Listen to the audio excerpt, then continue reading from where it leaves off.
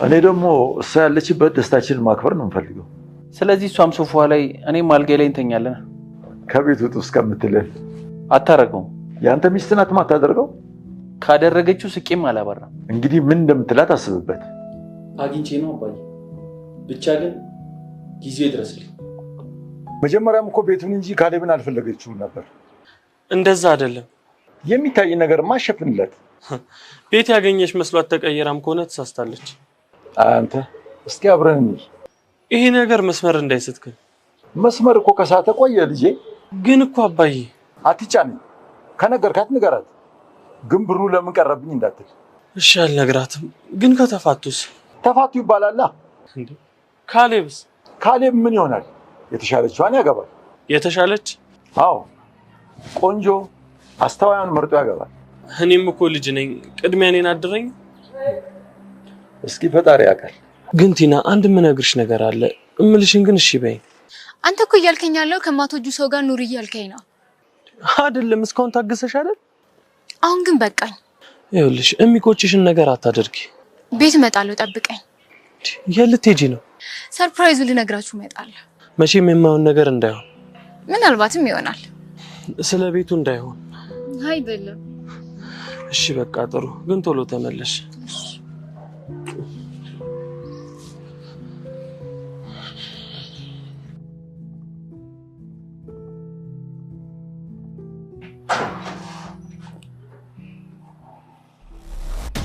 እንዴት ዋላችሁ?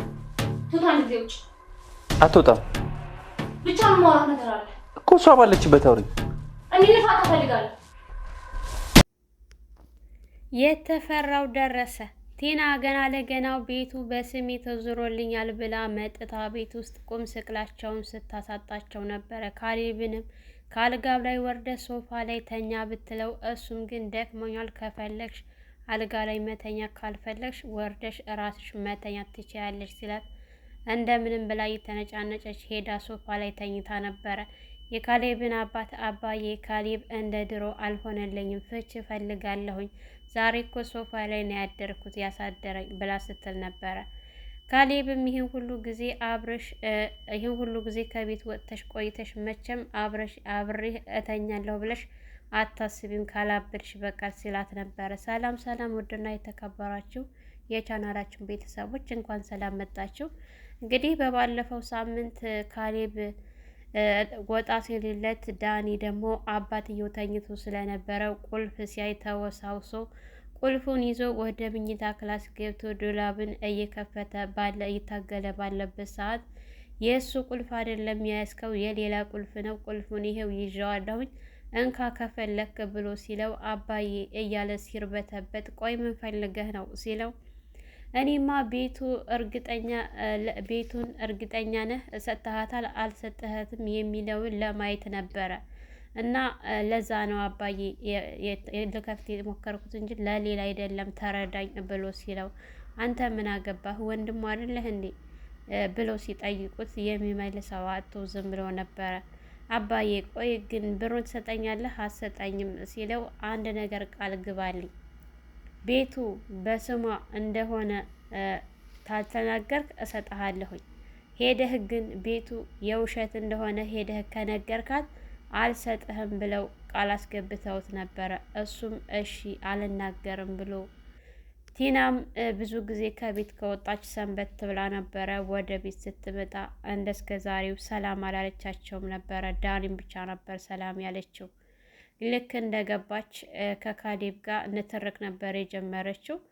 ካሌብም ተችሻለሁ በቃ ሲል አባትየውንም አባዬ ልወጣ ነው በማለት እሺ በቃ ሂድ ልጄ በማለት ነበረ የሸኙት። ገና ልክ ስትገባ ካሌብንም ሆነ አባትየውንም በነገር ነበር የጀመረቻቸው።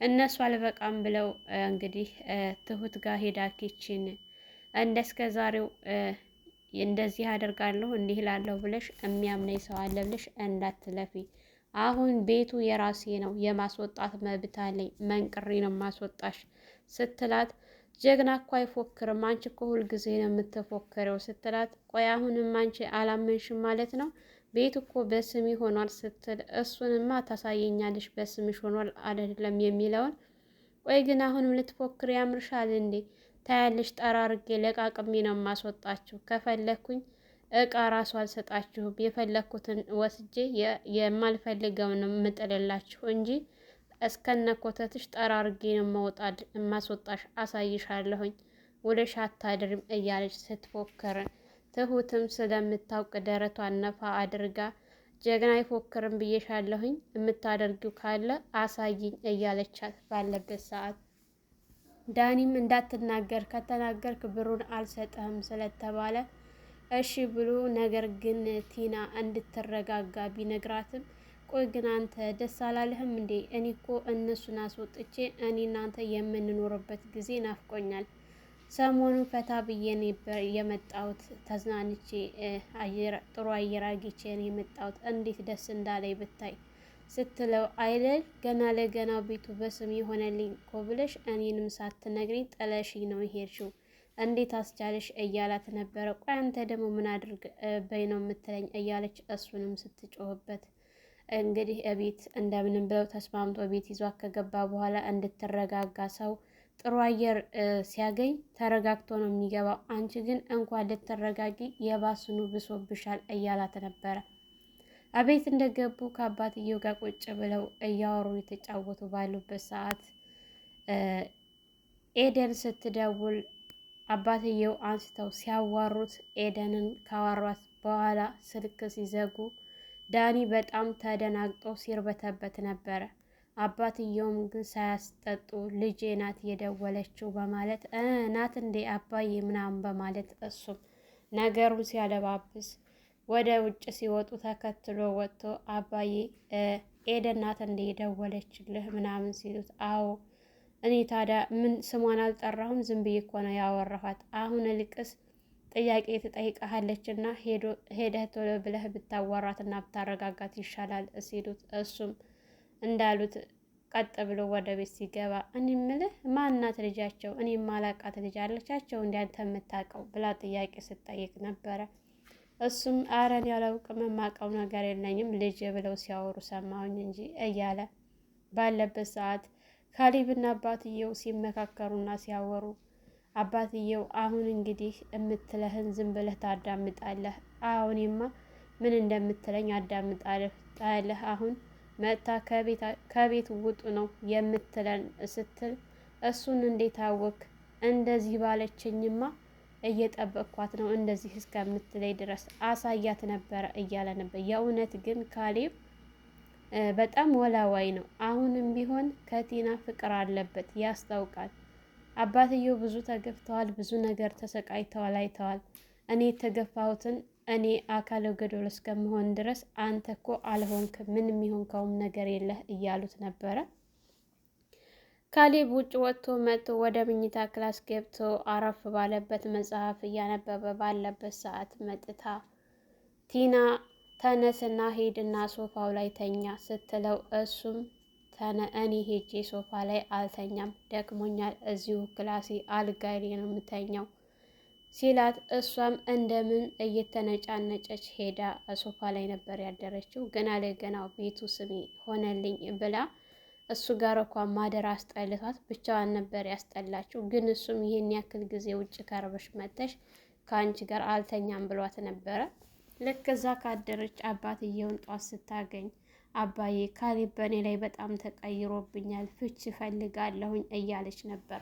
በመጀመሪያም እነሱ ያሰቡትና ያቀዱት ነበረ። አሁን ይሄን ያክል ጊዜ ውጭ ከርማ መጥታ በእርግጠኝነት ልክ ስትመጣ ፍች ትጠይቀሃለች ተባብለው አዎ ይሄን እንደምትጠይቅ እነሱም እርግጠኛ ነበሩ። ያለችው እነሱ ያሉት ነገር ነው የሆነው። ምንም የተቀየረ አዲስ ነገር የለም። ትሁትንም በተደጋጋሚ በስነ ስርዓት እንኳን አታዋራትም። ምግብ እየሰራች ባለችበት ሰዓት እንግዲህ ትሁት ከጠራቻት በኋላ ምግቡን አቋርጠሽ ቡና ካላፈላሽልኝ ስትላት ነበረ። እሷም የጀመርኩት ምግብ አለ ያንን ልጨርስና እሰራለሁ ቡና አፈላለሁ ብላ ብትላትም እኔ ያዘዝኩሽን ትታዘዣለሽ፣ ለምን ወተት አጥጅም? ያንን ጥደሽ እንኳን ሌላ ስራ ስሪ ብዬ ብልሽ ያንን የጀመርሽውን ትተሽ የኔ ያዘዝኩሽን ነው መስራት ያለብሽ ስትል የካሌብም አባት እንደምንም እሷን አረጋግተው እንዳትናደድ አድርገው በአይናቸው ጠቀስ አድርገዋት ያለችሽን ታዘዥ ነበር ያሏት። እሷም ሳታስጠጣ እሺ ብላ ነበረ የሄደችው። እንደው የገና ለገናው ሰው በዚህ ልክ የእውነት ግን በስሟ ቢሆን ኑሮ ምን ልታደርጋቸው ነበረ? እንደው በጣም ከባድ ሴት ናት የምር። እኔ ግርም ምን ያለችኝ ግን እሳቸውም ብልጥና አስተዋይ ሰው ስለነበሩ ካሌብንም እንግዲህ ስለ ዳኒ ሲያወሩ አሁን እኮ እሱ በጣም ተጨንቋል፣ ተጠቧል። ከእሷ በላይ እየተጨናነቀ ያለው እሱ ነው አባዬ ብሎ ሲል ታዲያ እኔ ምን አገባኝ? እኔ አያገባኝም ስለሱ ብለው ነበረ መልስ የመለሱለት። እሱማ ምን አገባን ለሱ ያንሰዋል። እንዳውም ይሄ ገና መቼ ምን ተደርጎ ብዙ ነገር ወደፊት ያገኘዋል። እንግዲህ ካሌብ ዳኒ መጥቶ አባዬ የቲናንና የካሌብን ነገር ለምን ዝም ትላለህ? አስማማቸው እንጂ ብሎ ሲለው ምን አስማማቸዋለሁ? መጀመሪያውን እኮ እንዳልሆነ ሆኗል። ቤቷን ብትፈልገው ኑሮ ይህን ያክል ወጪ ወጥታ አትኖርም ነበረ አባዬ ብሎ ሲል ራስ ወዳድ አትሁን፣ አትጫነኝ ብለው ነበረ መልስ የመለሱለት።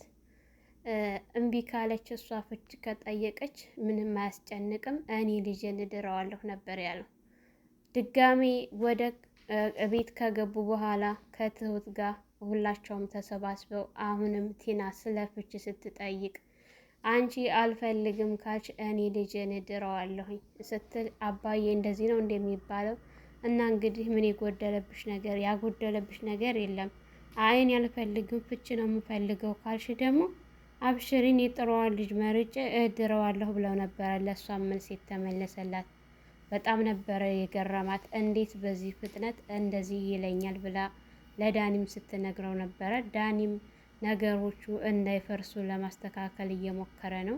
ምክንያቱም ቲና ከዚህ ከቤት ተወጣች፣ እሱም ስለሚወጣ እሰጥሃለሁ የተባለውን ገንዘብ ስለማያገኘው ያቺ ገንዘብ እንዳትቀርበት ለማስማማት እየሞከረ ነው። እሷም ግን ምን ነክቶህ ነው?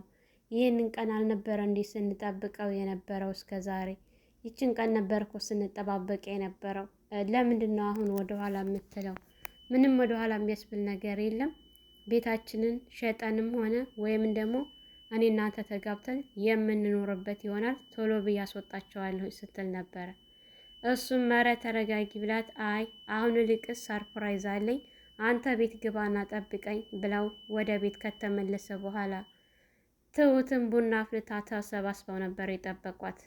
ልክ እቤት እንደገባች ትሁትን ተነሽና ውጪ ስትላት ካሌብም አትነሳም፣ አትወጣም፣ የምትናገሪው ነገር ካለሽ የምታወሪው ነገር ካለሽ እዚሁ አውሪ ብሎ ሲላት በጭራሽ እሷ መውጣት አለባት ስትል ነበር። ካሌብም በጭራሽ እሷ ልትወጣ ትችልም፣ ከፈለግሽ አንቺ መውጣት ትችያለሽ ብሎ ሲላት እኔ እናንተ ፍች እፈልጋለሁ ነበር ያለችው። ካሌብም ብዙ ጊዜ ይህን ቀን ሲጠብቀው ስለነበረ ምንም አልመሰለውም፣ ሲስቅባት ነበረ። ዳኒም አባዬ እንዴት ነው የቲናና የካሌብን ነገር ዝም አልክሳ ብሎ ሲለው ዝም አላልኩም ልጄ፣ እነሱ ከበቃቸው ምንም እንትን ነገር የለም ተወው፣ እኔ ድረዋለሁ ብሎ ሲል አባዬ ግን ትገርማለህ፣ እኔ ልጅ አይደለሁም እንዴ? እኔን አትድረኝም እያለ ባለበት ሰዓት አንዳንድ ነገሮችን ሲያወሩና ሲወያዩ ነበረ። ዳኒ በአሁን ሰዓት ላይ የሚያደርገው ነገር ሁሉ ግራ ገብቶታል። ቤቱን ነበረ ተስፋ ያደረገው። ቤቱ አልሳካለት ሲል ገንዘቡ እንዲሰጠው ጥረት እያደረገ ነው። እውነት ዳኒ ገንዘቡን ያገኛል አያገኝም የሚለውን እሱን ወደፊት አብረን የምናየው ነው። የህልም የዛፍ ላይ እንቅልፍ ነው እንግዲህ የዳኒ ነገር። ወጥቶ ሰራ አድርጎ ኤደንን ማግባት ሲገባው ሰው ቤት ተቀምጦ የሰው ገንዘብና የሰው ንብረት የሚጠባበቅ ገና ለገናው ትሁት ቲና ቤት ይሰጣታል። ያንን ቤት ሸጠን ግማሹን አገኛለሁኝ እከዳታለሁ ብሎ ነበረ፣ ግን አልተሳካለትም። ያሰበው ሁሉ አልተሳካለትም፣ አልሆነለትም። ሰላም ሰላም፣ ውድና የተከበራችሁ የቻናላችን ቤተሰቦች እንኳን ሰላም መጣችሁ። ላይክ፣ ሸር፣ ሰብስክራይብ እያደረጋችሁ ቤተሰብ ሁኑ። ለፍካት ሚዲያ አዲስ የሆናችሁ ላይክ፣ ሸር፣ ሰብስክራይብ እያደረጋችሁ በያላችሁበት ፈጣሪ ጠብቃችሁ ሀገራችንን ሰላም ያድርግልን። ወጥቶ ከመቅረት ፈጣሪ ይጠብቀን እያልኩ ለዛሬው በዚሁ ሰናበታችኋለሁ። መልካም ቆይታ ይሆንላችሁ።